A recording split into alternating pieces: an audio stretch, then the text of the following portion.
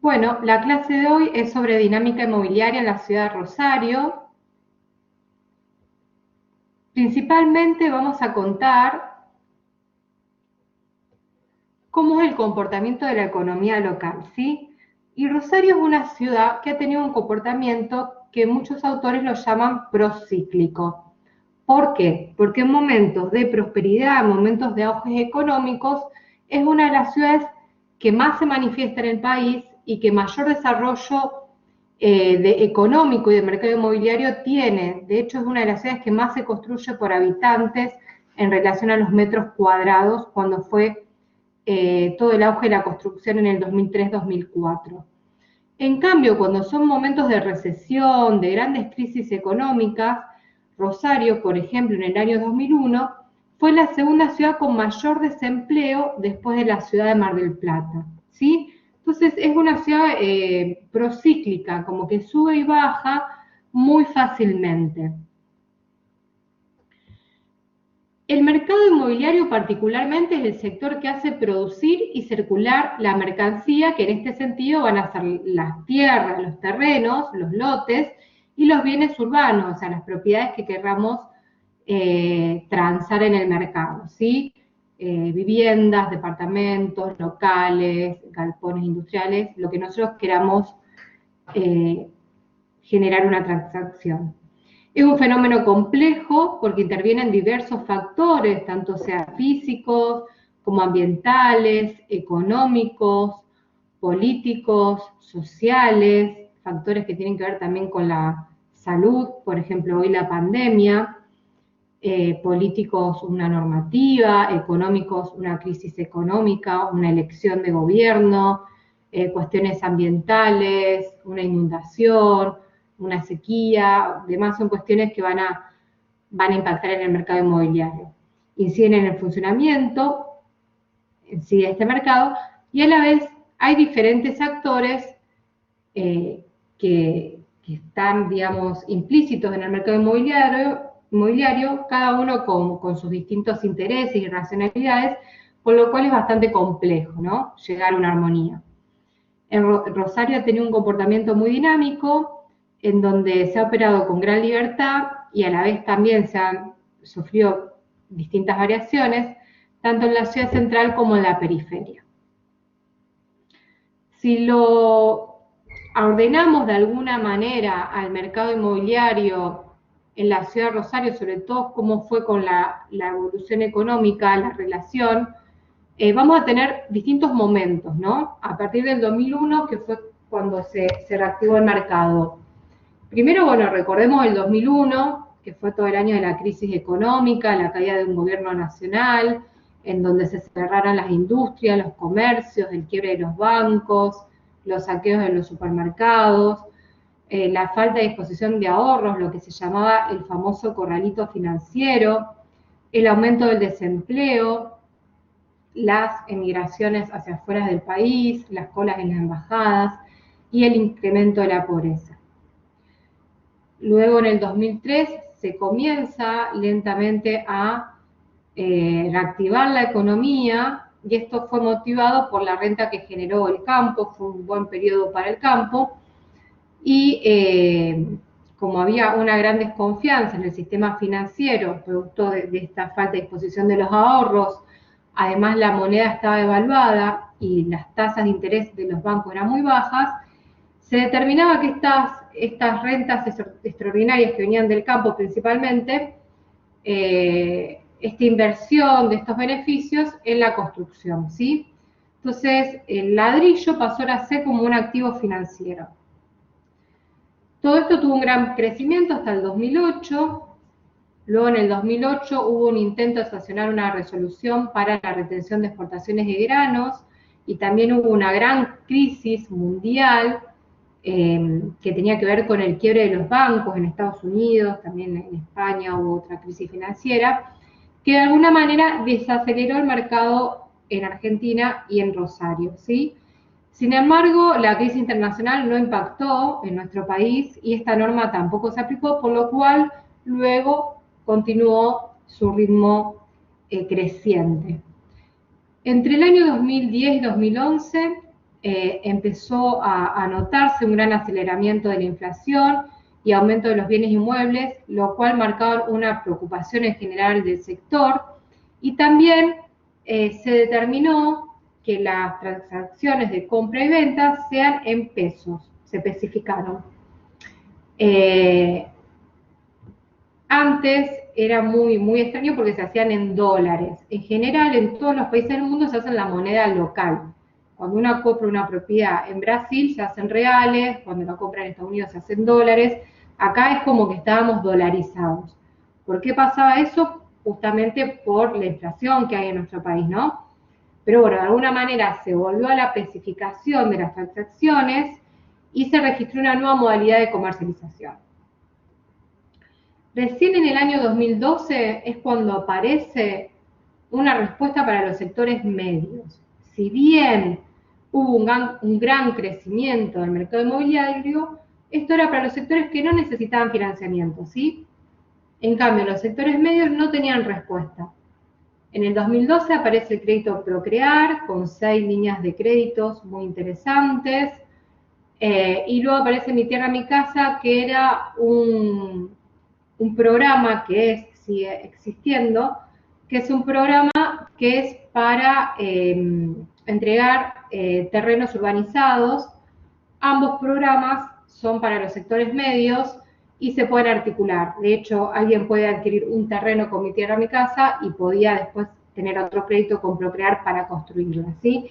Esto generó muchísimo empleo, más allá del acceso a la vivienda y al suelo, y de alguna manera también reactivó la economía. En el 2016, con la liberación del régimen cambiario y la devaluación del dólar a un 60%, que es muchísimo, hubo una redolarización del mercado inmobiliario, incrementando su precio en una porción similar, ¿sí?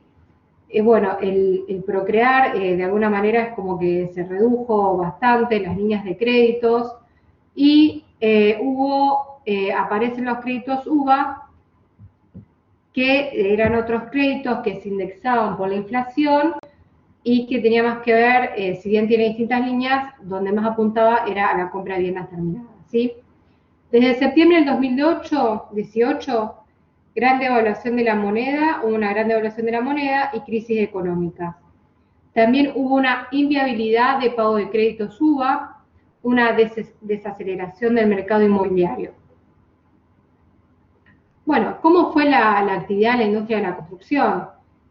Fue muy intensa todos estos años post-convertibilidad del 2003 en adelante, y hubo un gran volumen construido en la ciudad que tuvo sus distintos momentos, ¿no?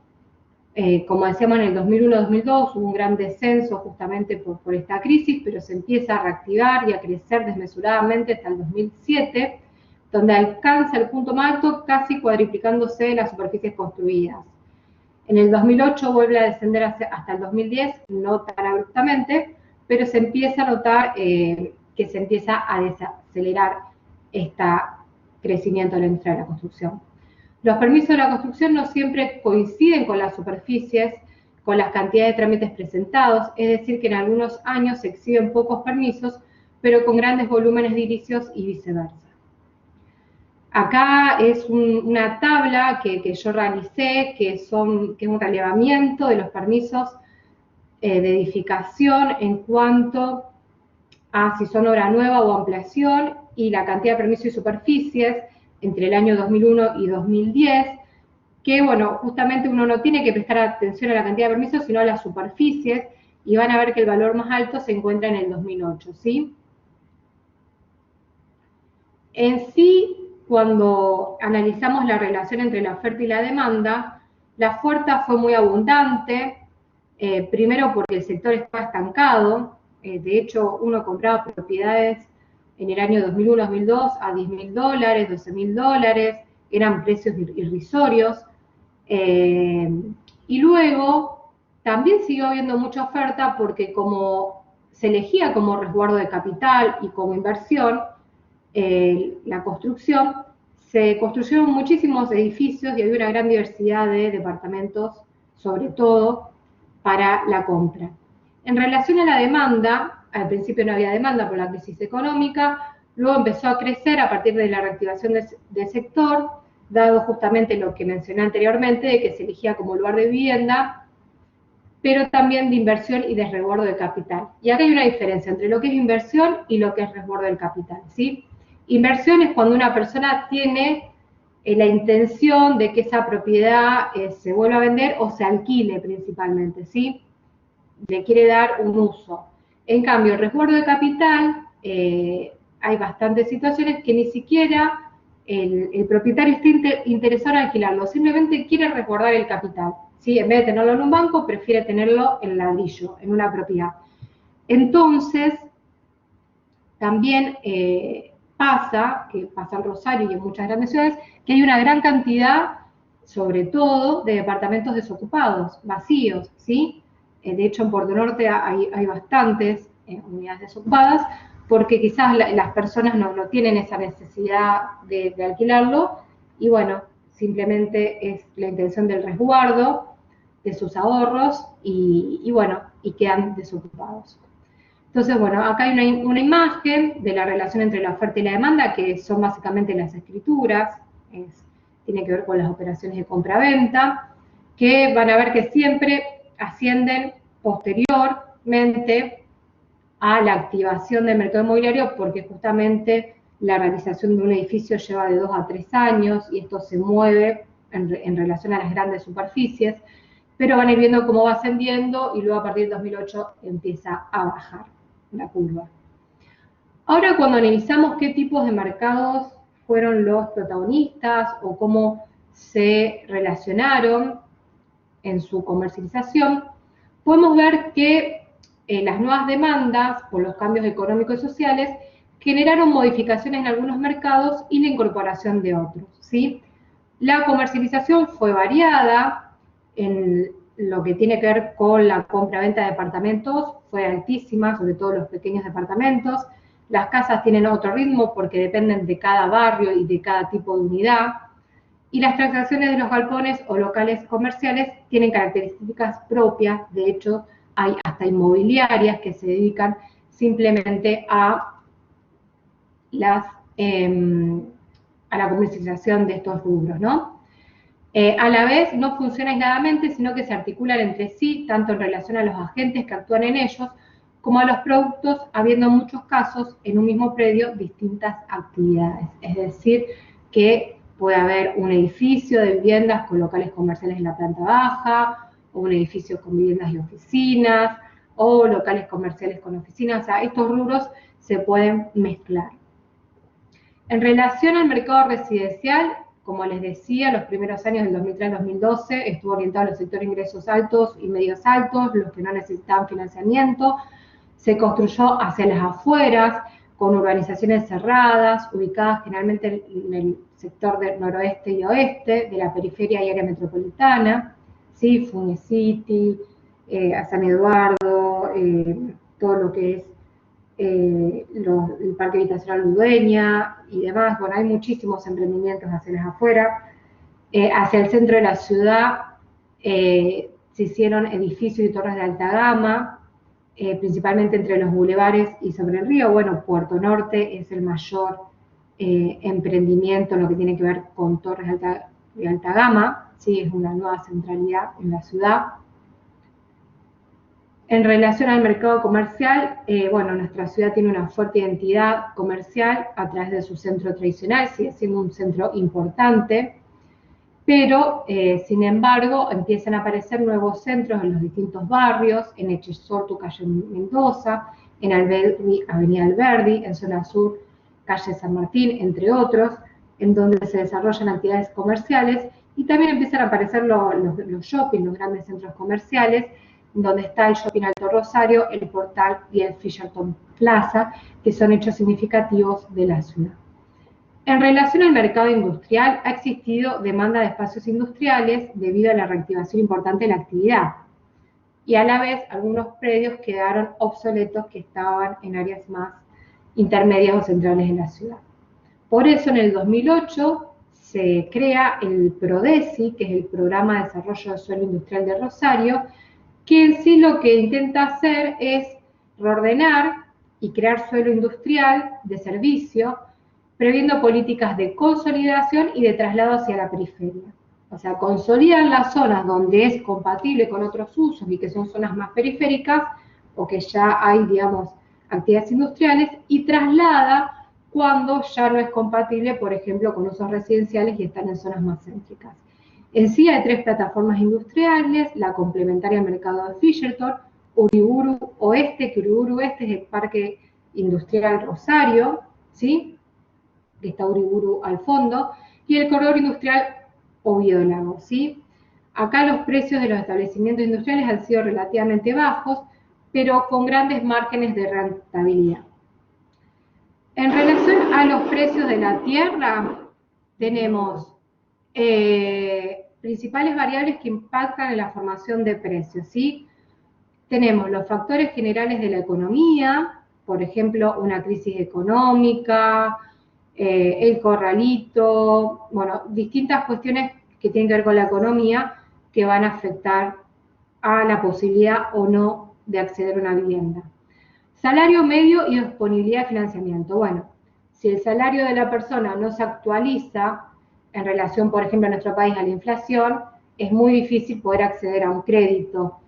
Y también, bueno, esto va de la mano con lo que le digo, la disponibilidad de financiamiento. Recién empezó a haber créditos potables o viables para los sectores medios en el año 2012, ¿sí?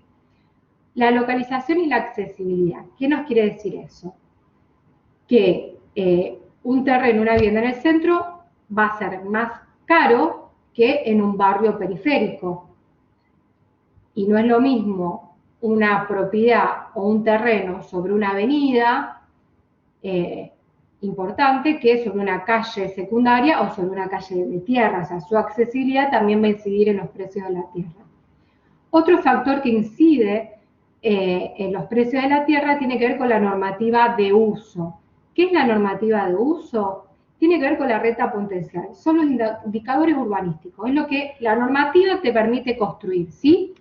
Entonces, por ejemplo, las alturas, la altura máxima, no es lo mismo planta baja y un piso que planta baja y 3 pisos, o planta baja y 7 pisos o 10, a mayor altura, mayor valor de tu suelo. No es lo mismo tener admitido para un uso residencial que un uso comercial, o un uso de oficinas, o de servicios, u otro uso. Entonces, no es lo mismo una zona patrimonial que una zona que no sea patrimonial, o si pide el retiro o no. Bueno, son todos indicadores urbanísticos que lo va a definir la normativa y que eso va a influir en los precios de la tierra. Otro elemento importante es la disponibilidad de servicios de infraestructura. Recordemos que los servicios tienen que ver con los servicios de conectividad, o sea, de transporte, de internet, conectividad, servicios de recolección de basura, servicios de seguridad. En cambio, las infraestructuras son las redes de agua, de luz, de cloaca, de gas, pavimentos y demás.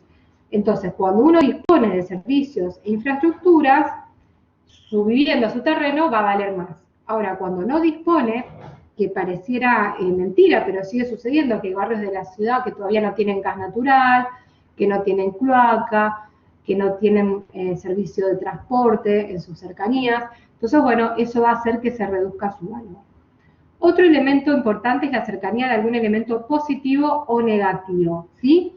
Elemento positivo o negativo, por ejemplo, si vivimos frente al río, frente a un parque, frente a una plaza, o en un paseo, por ejemplo, el Paseo del Silo, esos son elementos positivos que le van a dar más valor a nuestra propiedad. En cambio, si nosotros vivimos enfrente a un basural, a un asentamiento irregular, a un hospital, que es una zona ruidosa, o una escuela, generalmente se toman como elementos negativos y eso hace que se reduzca el valor de nuestra propiedad. La escasez relativa es otro elemento muy importante para tener en cuenta en los precios de la tierra, que tienen que ver con la restricción de la oferta, ¿sí? Por ejemplo, si yo quiero conseguir un terreno, una propiedad en el centro, no hay prácticamente, entonces va a ser caro, porque es escaso, ¿sí? Ahora, si yo quiero conseguir un terreno en un barrio más alejado, es probable que haya más y que sea más más accesible su precio, ¿sí? Entonces, en cuanto a la escasez, es un factor importante que define los precios. Y por último, el capital simbólico. ¿Qué nos quiere decir el capital simbólico? Tiene que ver con la capacidad que tienen algunas personas en pagar más porque esa propiedad le da un cierto estatus, un cierto nivel, un cierto capital social, ¿sí? Es decir, por ejemplo, hay barrios que están de moda, ¿no? Por ejemplo, Pichincha. Entonces, quizás alguien está dispuesto a pagar más por lo que significa vivir en Pichincha, que es un barrio que está de moda, es un barrio de gente joven, es un barrio cultural, un barrio que tiene mucho turismo, que está cerca del río, que vivir en el centro. Entonces, quizás la misma unidad es más cara en Pichincha que en el área central, ¿no? O, por ejemplo, en un barrio abierto o un barrio cerrado, ¿sí? Por ejemplo, hay personas que están dispuestas a pagar más, por ejemplo, un barrio cerrado, un Fisherton, Aldea Golf, Aldea Lago, demás, que en un barrio abierto, que inclusive está Aldea Abierto, o, por ejemplo, San Eduardo u otro barrio abierto. Entonces, bueno, le da vivir con determinadas personas, decir que uno vive en un determinado barrio que está de moda, le da como un cierto estatus que no es tangible, es abstracto, es simbólico, pero que esas personas están dispuestas a pagar por eso, ¿sí? Entonces, bueno, estos son distintos factores que van desde lo económico, lo normativo, a lo físico y social, que de alguna manera hay que tener en cuenta en cuanto a la evaluación de los terrenos e inmuebles. Bueno, en relación a los precios de la tierra, acá hay una guía, una tabla, que se hace del año 2003 al 2006, en donde se saca precios promedios en la ciudad, de barrios promedios, ni los más caros, ni los más económicos, que lo que quiere mostrar de una manera es cómo va aumentando el valor del terreno en dólares.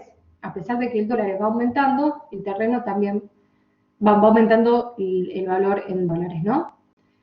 Y vemos que el precio de las viviendas también va aumentando y el precio de los departamentos también va aumentando, ¿sí?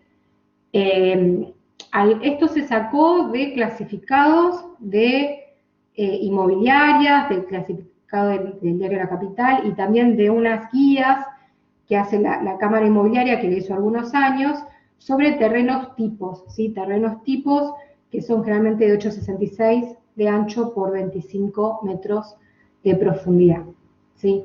Pero es para tener una idea de valores, por lo menos hasta ese año, y vemos cómo realmente se fue valorizando increíblemente, más allá del que el dólar también fue aumentando, porque se podía mantener, ya que el dólar aumenta, se podían mantener los precios, pero no, más allá de que, a pesar de que el dólar aumenta, se siguen aumentando en dólares los valores de los terrenos, de las viviendas y de los departamentos, ¿sí? De una magnitud que se cuadriplican en algunos casos o quintuplican desde el 2003 al 2016.